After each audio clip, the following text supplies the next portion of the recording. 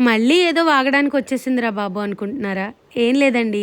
ఇవాళ మళ్ళీ ఒక కొత్త రెసిపీ. పాలక్ రైసో, పాలక్ బిర్యానీయో మీ ఇష్టం. ఏమనుకుంటే అది అనుకోండి. పాలకూర, కొత్తిమీర, పుదీనా ఉంటే ఇంకా బాగుండేది. పచ్చిమిర్చి, అల్లం, వెల్లుల్లి అన్నీ కలిపి గ్రైండ్ చేసేయండి. ఇప్పుడు ఒక కుక్కర్లో ఘీ వేసుకోండి. దీనికి ఈ ఘీ అరోమానే చాలా బాగుంటుంది. ఎక్కువే వేసుకోండి.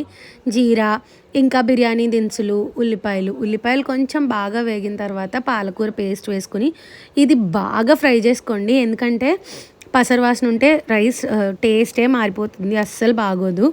అండ్ ఉప్పు, కారం, పసుపు, మీకు కావాల్సిన మసాలా పేస్ట్లు, పౌడర్లు ఏమైనా ఉంటే అవన్నీ యాడ్ చేసేసుకోండి. ధనియా పౌడర్ మాత్రం మర్చిపోకండి. లాస్ట్లో బాస్మతి రైస్ యాడ్ చేసుకొని కుక్కర్ పెట్టేసుకోండి. కుక్కర్ విజిల్ వచ్చిన తర్వాత ఫ్రైడ్ క్యాష్యూస్ వేసుకోండి. టేస్ట్ ఇంకా బాగుంటుంది. మరి వీడియో నచ్చితే సబ్స్క్రైబ్.